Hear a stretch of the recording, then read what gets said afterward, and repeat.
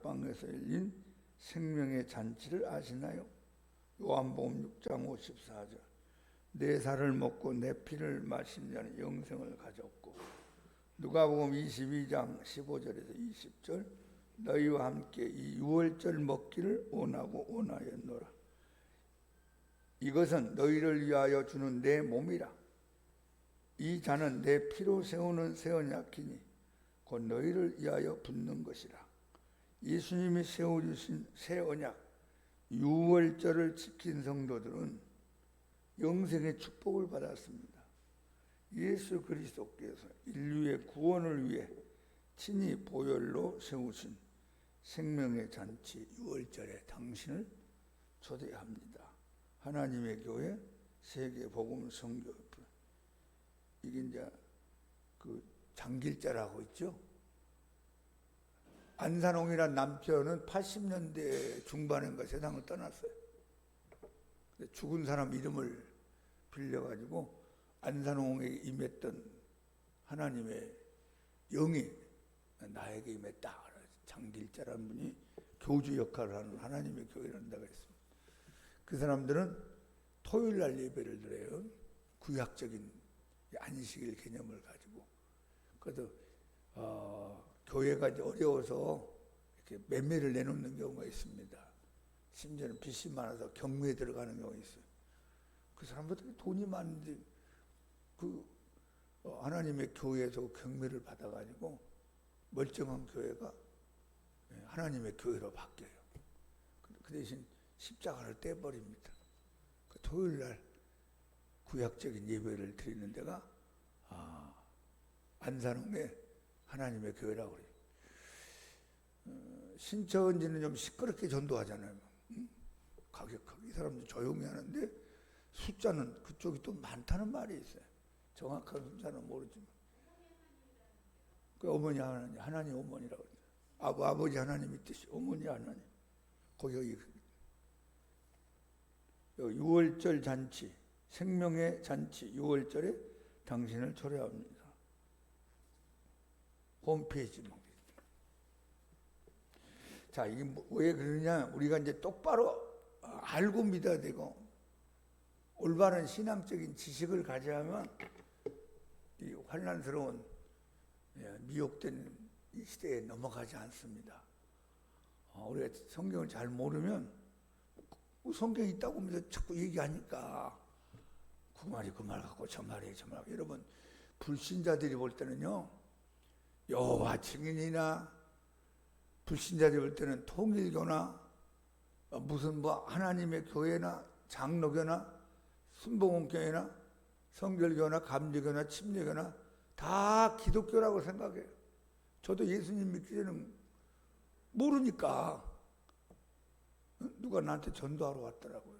그래서 아니 뭐 통일교는 어떤데 뭐 다 똑같은 거 아니에요? 그래서 뭐 또 다르다고 한참 얘기하는데 내가 알아들어야지. 뭐 아는 게 있어야지 맞는지 틀린지 알 거 아니에요. 자, 그러면 우리가 공부를 좀 할 필요가 있습니다. 자, 레위기. 우리가 이제 창세기부터 출애굽기를 건너서 올해는 꼭 성경을 한번 읽어야 되겠다 결심했는데 레위기 산을 만나면 거기서 이제 마음이 다운되고 낙심됩니다. 레위기는 이게 무슨 말인지 잘 못 알아듣겠고, 성경에 무슨 사건이나 인물이 나오면 대강 무슨 소설책 있는 듯이 있겠는데 이게 막 뭐가 막 제사 진행 얘기 나오니까 레위기를 건너가지 못하는 그런 경우가 많습니다. 자, 레위기는 우리 한번 읽어봅시다. 이스라엘 백성들은 시작. 이스라엘 백성들은 하나님의 은혜로 출애굽하여 2달 만에 시내산에 도착하였다. 홍해를 가르고 2달 만에 도착했어요. 거기서 1년 가까이 하나님은 이스라엘 백성들과 계약을 체결합니다. 계약을 체결하시면서 하나님은 이스라엘 백성들에게 3가지 허락을 허락해 줍니다. 3가지를 허락해 줍니다. 첫 번째, 계약관계의 핵심 내용은 율법을 허락해 줍니다. 율법의 중심은 십계명이에요. 나중에 이게 십계명에서 막 발전되고 613가지가 나옵니다. 하지 마라, 하라, 이 2가지로 이제 613가지가 기록이 나옵니다. 그걸 613가지를 함축한 게 십계명이다. 그 말이에요. 십계명이 중요하죠. 모든 성경은 하나님이 사람을 통해서 이렇게 대피를 했어요. 근데 십계명을 읽어보면 하나님이 직접 친히 써서 주었다는 말씀이 3번 나옵니다. 여호와께서 친히 기록하여 주셨다고. 응? 사람을 통해서 쓴 것도 다 중요한 하나님의 뜻이 있고 말씀이지만 하나님이 직접 썼으니까 무게가 가벼운 게 아니구나. 십계명을 가볍게 여기면 안 됩니다. 십계명을 잘 지키는 개인, 가문, 민족은 복을 받게 돼 있고, 십계명을 어기고 불순종하면 개인, 가문, 민족이 하나님께 심판을 받는 경우가 약속되어 있어요. 우리 십계명을 나는 구원받았으니까 아무렇게 살아도 돼 그러지 마시고 십계명에 접근하도록 자꾸 노력하세요. 우리가 자동차로만 노란선이 있는데 노란선 넘어가면 안 되잖아요. 노란선 넘어가면 이제 사고 크게 납니다. 죽습니다. 노란선 안에서 놀아야 된다. 십계명 안에서. 그리고 그 사람이 신앙이 좋으냐 나쁘냐 어떻게 알겠어요? 십계명에 얼마나 접근해서 사느냐 이게 중요한 거죠. 어떤 교회 열심히 다니는 성도가 부모님을 학대하고 부모님을 괴롭히면 하나님 볼 거 아니에요. 다른 사람들은 신앙이 좋은 것처럼 보이지만 하나님은 별로 인정을 할 수 없습니다. 그러니까 우리가 십계명에 접근된 생활을 하는 게 필요하다. 2번째는 성막을 허락해 줘요. 성막. 이 성막이 신구약에 약 50장이나 되는 양을 할애하고 있어요. 굉장히 많은 거죠. 구약에는 또 신약 히브리서에도 또 성막에 대한 내용이 있어요. 성막은 하나님의 임재함의 장소예요. 하나님 만나려면 성막에 가야 된다. 그래서 이제 동쪽에 문을 열고 들어가서 번제단, 물두멍, 오른쪽에 떡상, 왼쪽에 금촛대, 가운데 향단 들어가면 그 다음에 희장을 열고 들어가면 법궤가 나오고 그 다음에 거기에 속죄소가 나온다 했어요. 그래서 이제 성막 밖에는 이방인들, 성막들에는 이스라엘 백성들, 성소에는 제사장들, 지성소에는 대제사장만 들어간다. 그래서 거기 성막을 통해서 하나님이 불기둥, 구름 기둥을 이스라엘 백성들이 보여주셨고 성막을 중심으로 12지파가 동서남북으로 진을 칩니다. 성막 동쪽에 3지파, 남쪽에 3지파, 북쪽, 서쪽에서 12지파가 성막 중심의 삶을 사는 거예요. 하나님 중심의 신앙생활 해라. 그런 뜻이에요. 그거 이제 불기둥이, 구름 기둥이 움직이면은 이스라엘 백성들이 전부 다 텐트를 정리해가지고 그 성막을 움직이는 데를 따라서 같이 갑니다. 그냥 하나님 중심, 예수 중심, 말씀 중심, 지금으로는 교회 중심으로 살아라 하는 거예요. 그러니까 여러분이 직장생활 또 사회생활 할 때 꼭 교회를 너무 멀리 가면 안 돼요.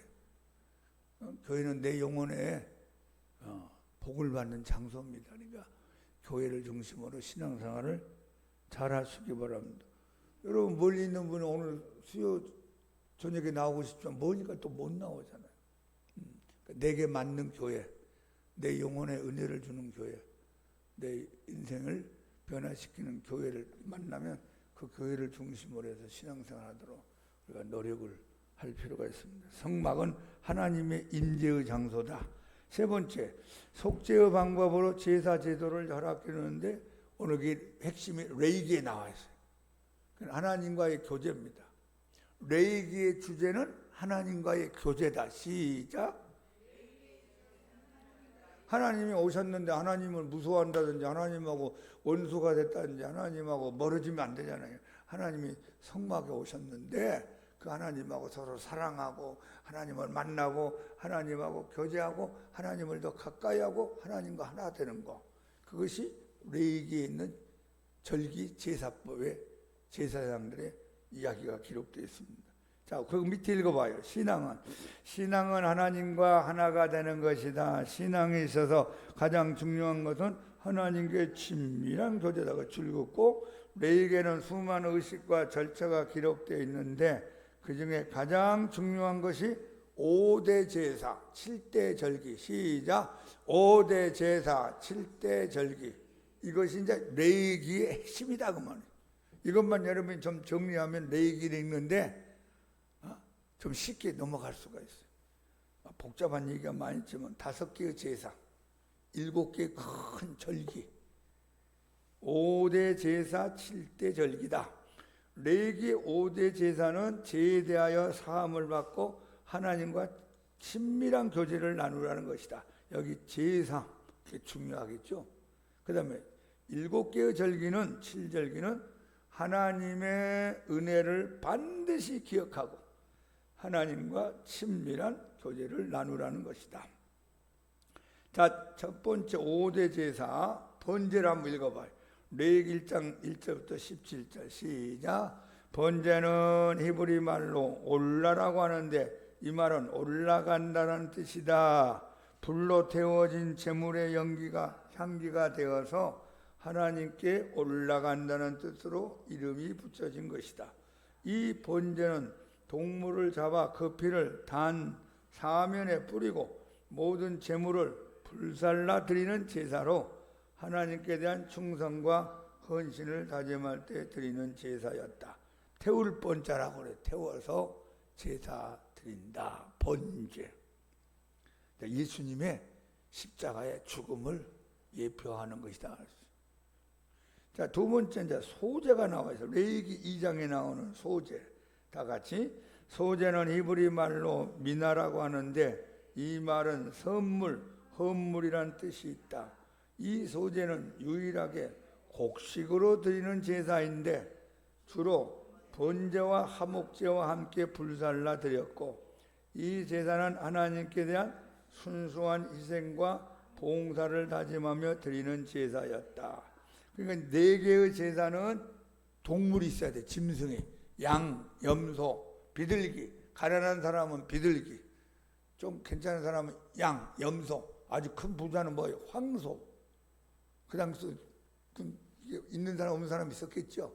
지금으로 말하면 큰 부자, 중산층, 저 밑에 어려운 사람이 이제 재물을 가져오는 게 양, 비둘기, 염소, 황소. 근데 이 소제는 짐승이 아니고 곡식을 가지고 왔다 그래요. 곡식.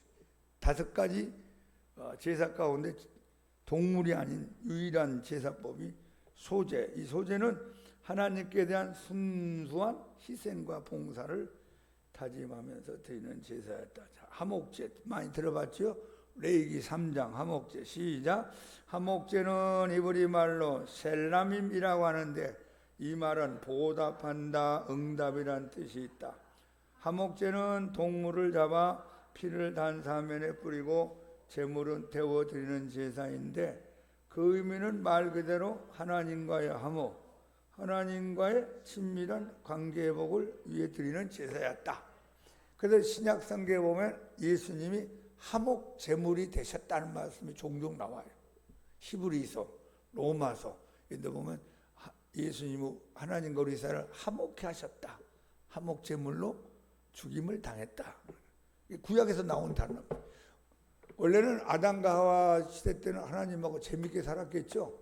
서로 사랑하며 기뻐하며 웃으며 서로 만나고 예배드리고 은혜 주시고. 근데 뱀의 유혹을 받아 넘어지고 죄를 지은 결과 하나님과 우리 인간 사이가 등을 돌리게 됐어요. 심지어는 성경은 원수관계가 됐다고 그랬어요. 이 원수관계된 하나님과 우리 인간을 화목시키는 제사가 뭐예요? 화목제다. 화목제. 이것도 예수님의 십자가의 죽음을 예표하는 거예요.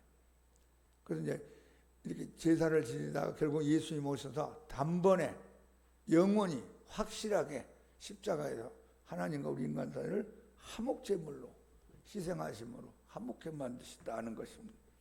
네 번째가 이제 속죄제, 중요한 속죄제. 자, 레위기 4장과 5장 13절까지 다 같이. 속죄제는 히브리 말로 히다트라고 하는데 이 말은 범법하였다, 제약이란 뜻이 있다. 이 속죄제 역시 동물을 잡아 피를 단사면에 뿌리고 제물은 태워드리는 제사이다. 속죄제는 하나님 명령하신 율법을 범하고 죄를 지었을 때 그 제에 대하여 속죄하며 드리는 제사였다. 그래서 예수님은 우리의 속죄의 제물이 되셨다. 대속이 되셨다. 그렇게 자꾸 이제 신약에서 말씀. 속죄, 죄를 속했다. 죄를 속하기 위해서 뭐예요? 죄의 값을 지불했다. 죄 문제를 해결하기 위해서 예수님이 피로 희생을 하셨다. 속죄제. 이것도 예수님의 십자가의 죽음을 예표하는 제사법입니다.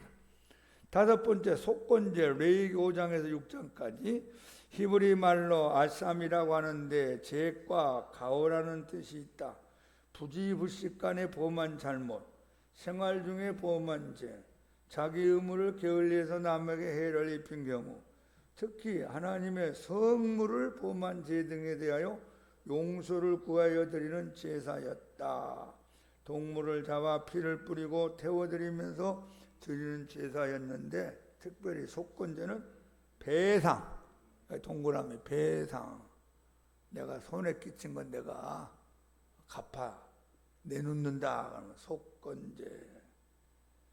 자, 한번 크게 합시다. 번제, 소제, 하목제, 속죄제, 속건제. 우리 간단히 번제는 무엇이고 소제는 뭐고 하목제는 무엇인가, 속죄제, 속건제 간단하게 요약해서 한번 읽어봤어요.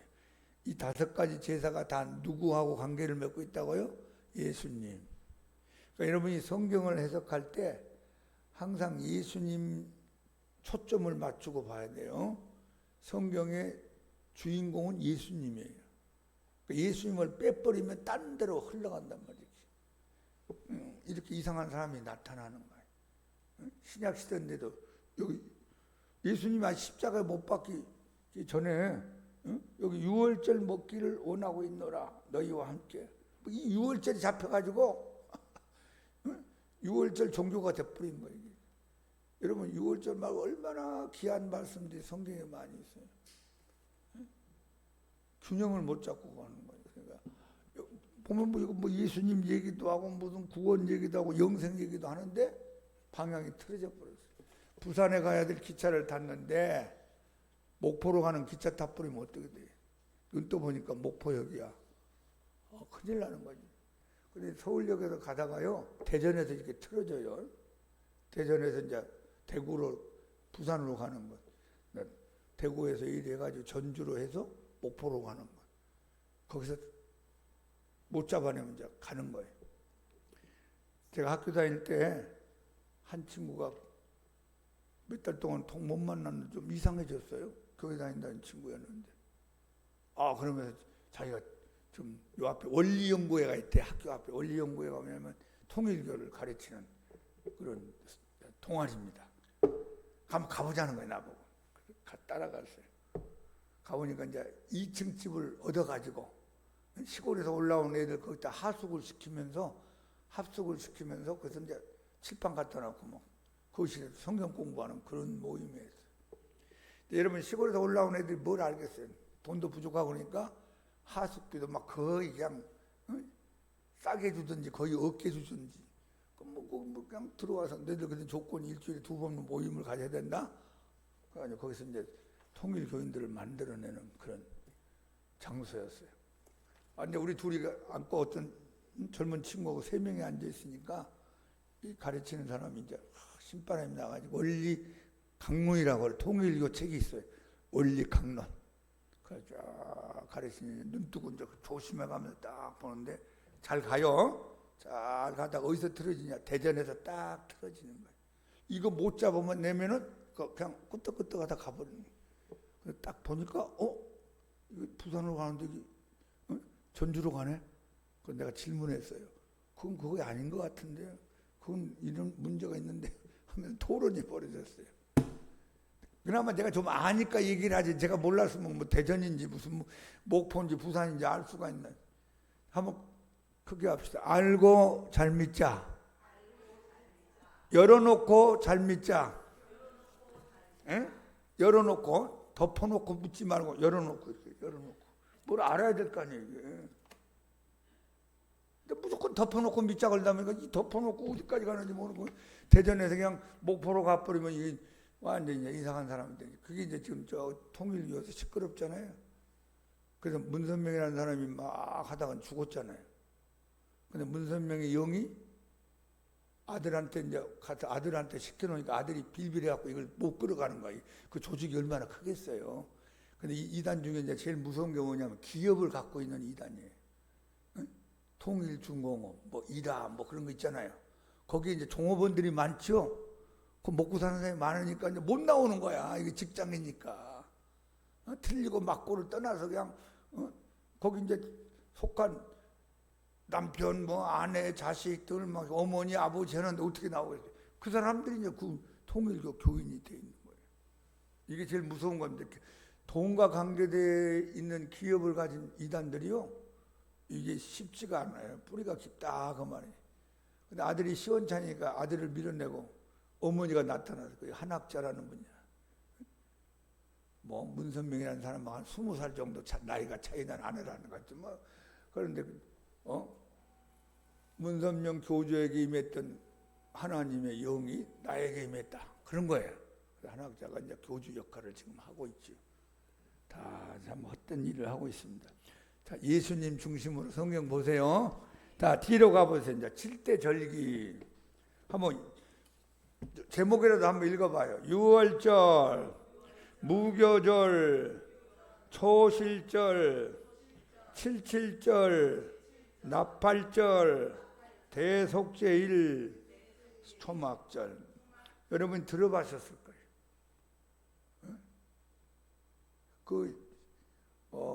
신천지도 장막절, 초막절, 장막성정 그래 하면서 와요. 이게 한국에서 출발한 이단입니다. 옛날에 이 사람도 그 밑에서 막 왔다 갔다 하다가 자기가 뭐 깨달았다 해가지고 만든 게 신천지예요. 외국에서 들어온 이단이 아니라 한국에서 자생한 이단이 돼버렸어요. 자, 유월절. 자, 같이 읽어봐요. 절기 중에 가장 중요한 절기인데 애굽의 종살이에서 구출됐음을 기념하는 절기이다. 하나님께서 애굽의 장자를 죽이실 때 이스라엘 백성의 집은 아랫장의 피로 인해 사망에 넘어갔는데 바로 이것을 기억하며 하나님의 은혜와 구원에 감사하는 절기이다. 하나님의 어린 양 예수 그리스도의 죽음을 예표한다. 세례요한이 외쳤지요. 보라, 세상 죄를 지고 가는 하나님의 어린 양이로다. 요한복음 1장 29절 나왔어요. 그 하나님의 어린 양, 이게 유월절 어린 양입니다. 그 유월절 어린 양은 아무런 잘못 없잖아요. 양들이 뭘 잘못했어요. 근데 죽어야 되잖아요. 왜? 사람들을 살리기 위해서. 왜냐하면 문설주에다가 어린 양의 피를 바르면은 죽음의 사자가 넘어가고 그 집안이 애통하거나 장례식을 치르지 않지만 어린 양의 피가 없는 집은 죽음의 사자가 들어가서 장자를 다 쳤다 이거예요. 다 죽인다 하면. 그러니까 이 어린 양이 그냥 음매하면서 울면서 죽는 거예요. 죄는 지들이 잘못 지어놓고 나는 죽는다. 죄는 우리가 지어놓고 예수님의 피 흘려 죽은 것을 예표하는 겁니다. 예수님이 무슨 잘못했나요? 예수님이 무슨 죄를 지었나요? 여러분과 나를 살리기 위해서 유월절 어린 양으로 예수님이 세상에 오셔서 죽으셨어요. 자, 그러니까 예수님이 십자가에 못 박힌 날이 언제예요? 유월절. 신약에도 계속 복음서가 유월절 전에 유월절 뭐 이렇게 나와요. 이 구약하고 뭔가 예수님도 막 연결시키고 있는 거죠. 모세 시대 때 나왔던 유월절이 예수님의 십자가의 죽음을 예표하는 사건이었다, 절기였다고 보면 됩니다. 무교절, 시작. 발효되지 않은 떡을 먹음으로써 7일 동안 지키는 절기이다. 이것은 출애굽기 할 때 한급한 상황을 재현하고 애굽에서 겪었던 혹독한 고난과 괴로움을 떠올리며 하나님의 구원의 은총을 기억하는 절기였다. 제대로 구워 먹지도 못하고 생으로 그냥 먹어가면서 갑자기 나가야 되니까 떠나라. 내가 보따리 간단히 붙잡고 그냥 먹을 거 간단히 먹고 그냥 떠나는 무교절이라 그럽니다. 그때는 쓴나물과 고통스러운 그 고기를 먹게 돼 있어. 순나물하고 고기하고. 그 왜 순나물을 먹게 하느냐? 어린 양의 죽음의 그 고통을 내가 좀 쓴맛을 봐라, 그런 뜻이에요. 그러니까 여러분과 나도 예수님 믿으면서 쓴맛이 올 때가 있어요. 그것을 마다하지 말고 예수님을 위하여 여러분도 십자가를 지고 하는 믿음 있기 바랍니다. 예전에 어느 풍교회 목사님이 부흥회를 이렇게 많이 다니는데 어느 교회에서 이제 초청이 왔어요. 목사님, 우리 교회 와서 부흥회 한번 해주세요. 그 날짜를 쭉 보니까 어느 주일이 비었더래요. 어느 주간이. 그래서 그렇게 갑시다. 가보니까 아마 오늘 이 정도 숫자가 모였던 거예요. 그 목사님이 힘이 팍 빠져버렸어요. 그래서 내가 그래도 몇백 명, 몇천 명 놓고 부흥회를 하는데 열 몇 명 조그마한 교회 나를 불렀다고. 아, 이게 설교가 안 나오는 거야, 이게. 나 지금 바쁜 사람인데. 그 마음 열려서 설교를 재밌게 할 거 아니에요. 은혜도 받고 은혜도 주고. 목사님한테 좀 야단을 쳤대.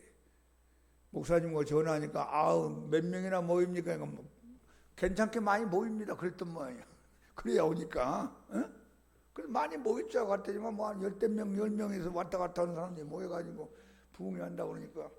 그러면 정직하게 얘기하시지. 왜 그러냐 했더니 목사님 정확하게 얘기하면 목사님 안 오실까 봐서 그냥 괜찮게 모인다고 했습니다. 설교를 하는데 입이 안 나오는 거예요. 마음이 무거운데. 묵상기도 하는데 주님이 걸더래요. 쓴나물도 먹을 줄 알아야 되느니라. 쓴나물도 먹어라. 너는 사례를 많이 주고 교인들이 많이 모인 데만 다니는 목사냐? 이 작은 교회는 네가 무시하는 거냐?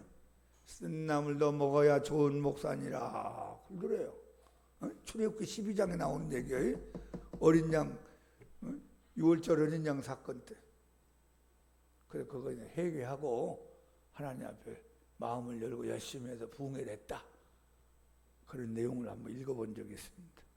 여러분, 우리 무교절날 쓴나물도 함께 먹는 것처럼 예수님이 십자가의 고난에 동참하는 믿음이 있기를 축복합니다. 자, 초실절 읽어봐요. 초실절 시작. 무교절 기간에 안식일이 지난 다음 날 행해지는 첫 곡식단을 드리는 절기다. 그럼 무교절 7일 중에 안식일이 지난 다음 날, 안식일이 무슨 날이죠? 토요일. 구약에서는 토요일이에요. 토요일이 지난 다음 날, 그러면 지금으로만 언제예요? 일요일 날, 주일 날 행해지는 첫 곡식단을 드리는 절기이다. 이 절기는 모든 필요의 공급이 하나님한테도 온다는 것을 기억하고 첫 열매를 갖고 하나님께 감사하는 절기다. 첫 번째 열매를 맺었다. 예수님이 언제 부활하셨어요? 안식 후 첫날 새벽에 부활했죠? 그럼 이 초실절은 뭐냐? 예수님의 부활을 예표한다. 한번 해봐요. 초실절은 예수님의 부활을 예표한다. 앞으로 예수 그리스도가 메시아가 오셔서 죽었다가 부활할 것을 미리 앞서서 보여주는 사건이 초실절이다 이 말. 그럼 그 당시 모세 시대나 구약 사람들이 이걸 알아요, 몰라요? 몰라요, 몰라. 뭔 얘기인지 하나님이 하라니까 하는 걸로 그냥 알고 지낸 거예요. 우리는 예수님을 믿고 신약을 보고 나니까 이 초실절이 예수님의 부활을 기념하는 절기였구나. 할렐루야. 그래서 여러분 다시 한번 성경을 잘 해석하려면 예수 중심으로 보시고, 두 번째 신약을 먼저 많이 보셔야 돼요. 신약 마태, 마가, 누가, 요한부터 계시록까지 먼저 신약을 많이 읽고 신약의 관점, 신약의 안경을 써야 돼요. 신약의 안경. 그리고 나서 구약을 보는 거예요. 창세기, 출애굽기, 레위기, 민수기, 신명기 보니까 이거 예수님 얘기네. 이거 예수님 사건이네. 이거 예수님의 예표구나. 이게 이제 어떻게 해요? 구약하고 신약하고 이렇게 연결되는 거예요. 그러면 그 곁길로 안 가요. 근데 신약 따로 보고 구약 따로 보고 그러면 구약만 가지고 율법적으로 해석하다 보니까 예수님의 은혜하고 연결이 잘 안 되니까 이런 사람들이 나타나는 거예요. 이상한 사람들이. 할렐루야. 자, 다시 한번 초실절 읽어봐요. 무교절 기간에 안식일이 지난 다음 날, 그러니까 지금으로 말하면 일요일, 주일날, 이 날이 누가 부활했다고요? 예수님이 안식고 첫날 부활했잖아요. 금요일날 장례 치르고 토요일 하루 지나고 주일날 새벽 이른 아침에 예수님 부활할 때 막달라 마리아가 무덤에 갔다가 천사들 만나게 되고 또 베드로 요한이 달려가게 되는 날이 주일날이었어요. 첫 곡 식단을 드리는 절기이다. 거기 초실절은 첫 번째 열매라는 거 뭐냐면 부활의 첫 번째 열매가 예수님이에요. 첫 열매. 그게 고린도전서 15장에 나오는 말씀입니다. 예수님은 부활의 첫 열매다 이렇게 나와요. 우리는 이제 뒤따라가는 이제 부활의 열매들이 될 것입니다. 자, 이 초실절은 예수님의 부활을 예표한다. 자, 그 다음 네 번째 한번 읽어봐요. 77절. 7 곱하기 7이니까 49죠. 그 다음 날이 50일째 되죠. 그래 77절 77 49. 초실절로부터 50일째 되는 날 지키는 절기로서 거기다 동그라미 오순절이라고도 불리기도 한다. 오순절. 5가 10개 있는 거. 그러니까 열이 5번 지나가는 거. 그럼 오순절. 50일이에요. 50일. 이때 이스라엘은 노동을 금하고 성회로 모여서 첫 소산을 바치면서 하나님께 추수를 감사하는 절기이다. 자, 성령님이 언제 오셨죠? 오순절날. 사도행전 2장 1절에 보면 오순절이 가까운지라 제자들이 모여서요 아침에 기도할 때 성령이 바람처럼 불처럼 임했어요. 그러니까 오순절날 성령이 올 것을 구약에 예표해 놓은 것이 뭐예요? 77절이라 그러면 77. 6월절은 예수님의 죽음, 초실절은 예수님의 부활, 여기 77절은 성령의 강림. 그러니까 예수님의 부활한 주일날부터 50일째 되는 날 오순절날 성령이 오신 거예요. 야, 하나님의 이 역사는요 너무너무 정확한 거예요. 이거 딱 맞춰 나가잖아요. 하나님이 구약에 있는 이 절기에 예수님하고 맞춰서. 예수님의 돌아가신 절기가 언제? 6월절. 예수님의 부활하신 날이 초실절, 안식 후 첫날, 그리고 부활로부터 50일째 날 성령의 강림. 49일도 아니고 50일, 55일째도 아니고 딱 정확하게. 성경에는 그런 게 우리에게 가르치는 참 은혜입니다. 은혜. 자, 나팔절. 성회를 공부하고 노동을 금하고 특별히 이날은 나팔을 불어서 신년이 왔음을 선포했다. 신년이 뭐냐면 새해가 왔다. 자, 새해가 왔습니다. 뽀 불면서 이제 정신 차리고 살자. 똑바로 살자. 하나님의 새로운 은혜의 해가 열렸다. 근데 우리 신약에 보면 나팔이 많이 나와요. 나팔. 하나님의 나팔 소리 천지진동할 때에 예수 영광 중에 구름 다시고. 하나님 나팔 있죠? 이 나팔이요 예수님의 재림에 대한 예표라고 볼 수 있어요. 언젠가는 여러분과 나에게 들리는 하늘의 나팔 소리가 들릴 거예요. 우리가 다 예수님 맞이하러 공중으로 올라가게 되고 변화받고 우리가 하나님 부활 승천하는 복된 시간이 될 것입니다. 나팔절. 대속죄일 6번째. 시작. 대제사장이 1년에 한 차례 대속죄일에 이스라엘 백성들의 모든 죄를 가지고 어디 갑니까? 지성소까지 들어가서 하나님께 속죄함을 받는 절기다. 대속죄일. 대속죄일은 1년에 한 번이에요. 대속죄일 날 어디에 간다고요? 지성소. 거기에 누가 들어가요? 대제사장이 들어가는 거예요. 아무나 들어가면 안 돼요. 그래서 성소하고 지성소는 2대1의 그 크기가 있어요. 성소가 2, 지성소가 1, 2대1. 3분의 1이 지성소. 이 앞에다가 황소 같은 가죽으로 커튼같이 딱 막아놨어요. 안 보여. 저기서 성소에서는 안 보입니다. 아무나 들어가면 거기서 하나님 앞에 죽어요. 하나님의 거룩한 만남의 장소이기 때문에. 그래서 대제사장이 피를 가지고 하나님 앞에 나가서 법궤 위에는 속죄소에다가 피를 탁 뿌리는 거예요. 그럼 모든 이스라엘 백성들의 죄를 하나님이 다 용서해 주는 걸로 하고, 그때 천사가 나타나서 계시를 주기도 하고, 하나님 음성이 들리기도 하고, 하나님의 영광의 빛이 찬란하기도 하고, 그러다 어떤 잘못되면은 대제사장이 거기서 죽어요. 죽는다. 그 커튼 열고 시체 끌고 나올 수가 없어요. 그 시체 끌고 나오겠다고 들어가면 거기서 또 그 사람도 죽어요. 어떠냐? 제사장의 몸에 방울을 갖다 메고 들어갑니다. 대제사장이 죽음을 각오하고 들어가는 거예요. 그게. 그럼 이제 성소에 있는 레위 지파 제사장들이 거기서 기다리고 있는데 딸랑딸랑 아주 살아 계시구나. 아주 괜찮네. 근데 어느 날 딸랑딸랑 소리가 없어. 조용해졌어. 그러면 제사장의 몸에 끈을 묶고 가지고 들어가요. 방울하고 끈하고 묶어서 들어갑니다. 그럼 돌아가셨어요. 그럼 어떻게 밖에서 끈을 가지고 잡아 끌어내요. 그 정도 하나님 만나기가 쉬워요, 어려워요? 어려워요. 구약시대 때 아무나 하나님이 안 만나줘요. 왜? 죄가 있기 때문에. 이놈의 죄 때문에 하나님이, 거룩하신 하나님이 죄인들을 만날 수가 없는 거예요. 그래서 하나님이 그나마 대제사장을 통해서 한번 만나주겠다. 그날이 대속죄일. 굉장한 날이겠죠. 자, 사가랴 제사장이, 세례요한의 아버지가 그의 대제사장의 사명을 가지고 지성소에 들어가서 제사를 드리다가 가브리엘 천사가 나타났어요. 사가랴야, 내 기도가 응답돼서 내 아내 엘리사벳이 아기를 잉태할 것이다. 아니 저는요 노인입니다. 할아버지고요. 우리 아내는 할머니예요. 끝났어요. 주시려면 좀 일찍 주시지. 지금 이 나이에 와서 어떻게 자식을 가져라는 겁니까? 하나님의 말씀은 능치 못함이 없다. 너 믿지 않는구나. 네가 벙어리가 되면 그것이 징편이라. 앞으로 이 아이가 태어날 때까지 넌 벙어리로 살 것이다. 어버버버버 대버렸어. 그래 나왔는데 말을 못하는 거예요. 뭐라고 설명하는데. 그러다가 세례 요한이 태어날 때 어떻게 됐어요?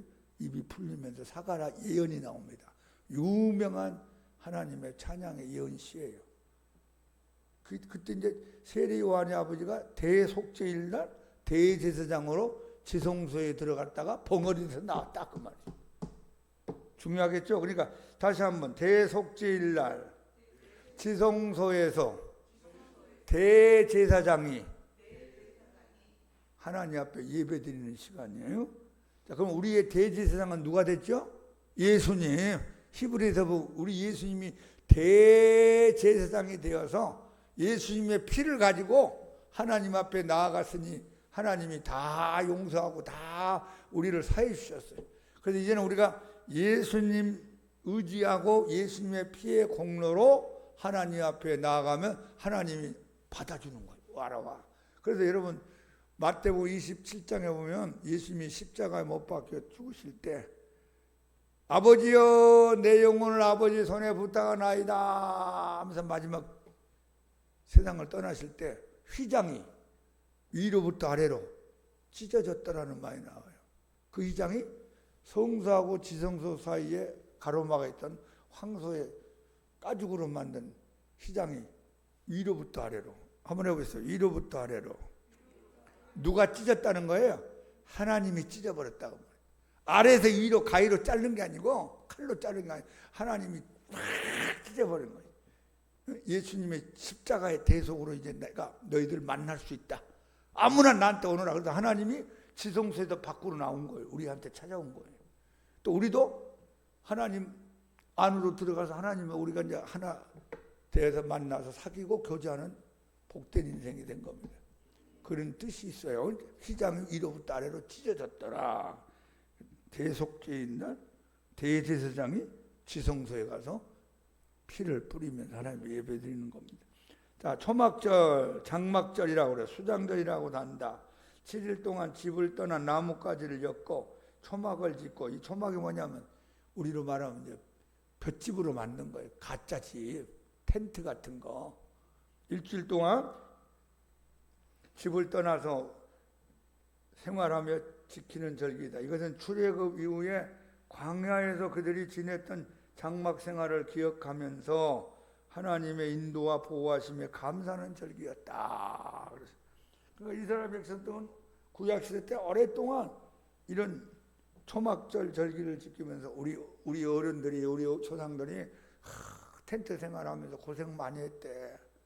여러분이 아파트에서 나와가지고 어디 가가지고 이렇게 집으로 만든 집에서 그냥 불편한데 일주일 동안 살아보는 거예요.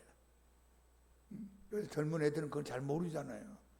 6.25가 뭔지, 배고픈 게 뭔지 잘 모르고 지금 살아오고 있잖아요. 아이 말도 안 돼. 그런 일이 어딨어요. 근데 옛날에 우리 조상들이 이렇게 고생하면서 하나님의 보호 인도하심을 받았다. 일부러 낮추면서 초막절을 장막절을 지켰다. 자, 다시 한번 6월절, 무교절, 초실절, 칠칠절, 나팔절, 대속제일, 초막절, 이게 크게 7가지 많은 게 있는데 이 가운데 7개는 여러분이 기억하면 예수님하고 관계된 절기라는 걸 기억하기 바랍니다. 제일 마지막 결론 봅시다. 레위기의 제사와 절기는 예수 그리스도 안에서 완성되었다. 누구 안에서? 예수 그리스도 안에 완성되었다. 이제는 절기와 제사에 얽매일 필요가 없고 그리스도 안에서 예배와 은혜와 자유를 누리면 된다. 여러분 80 먹은 할머니 성도가 뭐 5대 제사, 7대 절기 이런 거 어떻게 알아요? 그냥 와가지고 그냥 졸다 가기도 하고 왔다 갔다 하기도 하고 빠지기도 하고 뭐 돌아서면 잊어버리고 나가면서 잊어버리는데 어떻게 알겠어요? 근데 놀라운 것은 참 감사한 것은 예수만 부르면 돼. 왜냐면 이게 다 예수 안에서 다 완성돼 버렸어요. 할렐루야. 예수님 때문에 우리가 지금 간단히 예배 드리는 거예요. 지금 만약에 예수님이 안 계시면 우리도 이렇게 막 복잡한 막 절기를 지켜야 되고 제사를 드려야 되고 목사님은 맨날 그냥 양에 피 묻혀가지고 얼굴이 뻘겋게 해가지고 그냥 정육점 하는 사람같이 그럴 뻔했잖아요. 강집사 죄 짓고 와서 양 한 마리 갖고 와서 목사님 나 이런 죄지어서 참 그만 죄 짓고 살아요. 찢어가지고 막 어디다 불태운 데다 불태우고 아유 주님 어떻게 만나요? 근데 예수님이 십자가에 못 박게 다 하나님 어린 양으로 완성했기 때문에 예수님 피공로로 우리가 하나님 앞에 나아가서 예배드리는 게 참 고맙습니다. 자, 골로새 2장 16, 17절 마지막 결론 말씀에 시작. 그러므로 먹고 마시는 것과 절기나 초하루나 안식일을 이유로 누구든지 너희를 비판하지 못하게 하라. 이것들은 장래일의 그림자이나 몸은 그리스도의 것이니라. 그러니까 절기나 제사나 안식이나 초하루 월상 무슨 먹어라 돼지고기 먹어라 먹지 마라 뭐 그런 사람. 내 아는 친구 목사님도 돼지고기 안 먹어요. 순대 절대 안 먹어요. 순대 먹을 바에다 순교하겠다 그럴 정도로. 아유 그렇게 맛있는 걸 안 먹는지 모르겠어. 몸에는 이제 이로울 수 있겠죠. 뭐 건강도. 그래 그런 거 먹었다고 해서 죄 짓고 안 먹었다고 괜찮고 그런 거 하지 마라. 먹고 마시는 거, 절기, 초하루, 안식일 이런 거 가지고 서로 비판하지 말고 논쟁하지 마라. 이런 건 다 예수님 오시기 전에 뭐라고요? 그림자, 동그라미, 그림자. 저 밖에 누가 서 있어요. 그림자가 이 안에 보이는 거예요. 근데 몸은 안 보여. 그림자는 보이는데 이게 남자인지 여자인지 빨간 옷 입었는지 하얀 옷 입었는지 노란 옷 입었는지 모르겠어요. 키가 얼마나 큰지 말랐는지 뚱뚱한지 잘 모르겠어요. 아, 뭐가 있긴 있어. 분명히 있어, 사람이. 근데 그림자만 보여. 그게 구약이란 말이야, 구약. 그러니까 이 절기, 이 제사가 다 그림자 역할을 한대. 그러다가 사람이 딱 들어오는데 보니까 키가 어떻게 생겼고 얼굴이 어떻게 생겼고 무슨 옷을 입고 몸이 말랐고 뚱뚱하게 딱 보이잖아요. 이게 몸이란 말이야, 몸. 이게 신약입니다. 이게 예수님이에요. 자, 구약의 내용은 그림자요. 시작. 몸은 그리스도다. 그럼 여러분 그림자 연구합니까? 몸을 붙잡아야 됩니까? 여러분 강 목사 그림자 쫓아다닙니까? 그림자 뭐 상관 있어요? 저를 붙잡아야 되겠죠? 예수님을 몸을 붙잡아야 돼. 뭐 예수님을. 근데 이런 이상한 사람들은 오늘 잘 주워왔네. 이런 사람은 그림자를 붙잡고 쫓아다니는 거예요. 예수님 몸을 붙잡으려고 생각하지 말고. 보세요. 장래일의 그림자이나 몸은 그리스도의 것이는 안식일 토요일로 꼭 지켜야 된다. 그리고 제7일 안식교도 있어요. SDA. 아시죠? 그런 사람들, 이상한 사람들. 그럼 이 6월절 뭐 이거 뭐야? 하나님의 교회도 이거 토요일 날 예배드려요. 이거 그림자 붙잡고 있는 거, 그림자 연구하는 거예요. 우리는 몸을 붙잡고 있는데, 할렐루야. 여러분은 몸을 끝까지 붙잡고 따라가기 바랍니다. 이 몸이 누구라고요? 예수님. 예수님만 끝까지 붙잡는 여러분 되기를 예수님 이름으로 축복합니다. 자, 254장 우리 예수님의 보혈 찬송 한 장 하시고 기도하십시다.